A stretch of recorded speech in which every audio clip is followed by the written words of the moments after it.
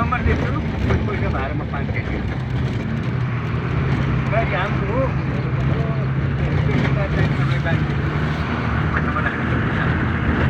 यो चम्पादेवी गाउँपालिका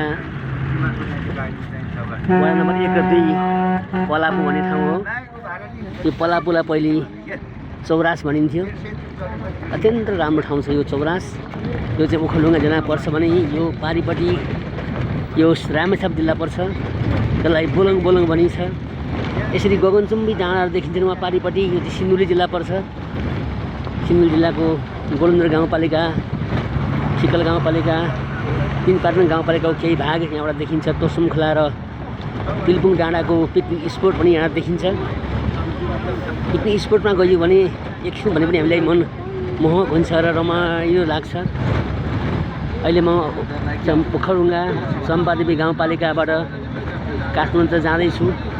यो चम्पादेवी गाउँपालिकाभन्दा अगाडि पलापुतिर झर्ने बाटोको यो बाटो हो। यो रोड यस्तो किसिमको रोड खनेर पलापु हुँदै काठमाडौँ गइन्छ। यति गगनचुम्बी डाँडाहरूका काठबाट रोड निकालिएको छ।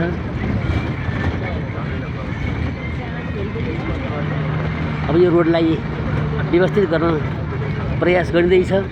व्यवस्थित भइसकेपछि अत्यन्त राम्रो हुनेछ र हामीलाई डाँडाकाँडा हेर्नलाई, रमणीय स्थल हेर्नलाई, छाँगा छहराहरू हेर्नलाई र गगनचुम्बी डाँडाका काखमा गुडेका गाडीका लहरहरू हेर्नलाई साह्रै रमाइलो लाग्नेछ।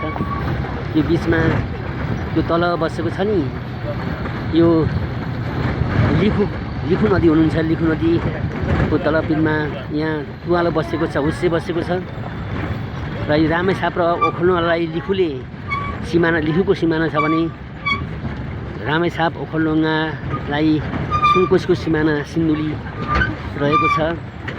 यो त्रिवेणी रहेको ठाउँ यति राम्रो देखिएको यो रामेछाप हो। रामेछापको बोलङ बोलङ त्यसै गरी अत्यन्त रमणीय स्थल हेर्दै हामी जाँदैछौँ है त।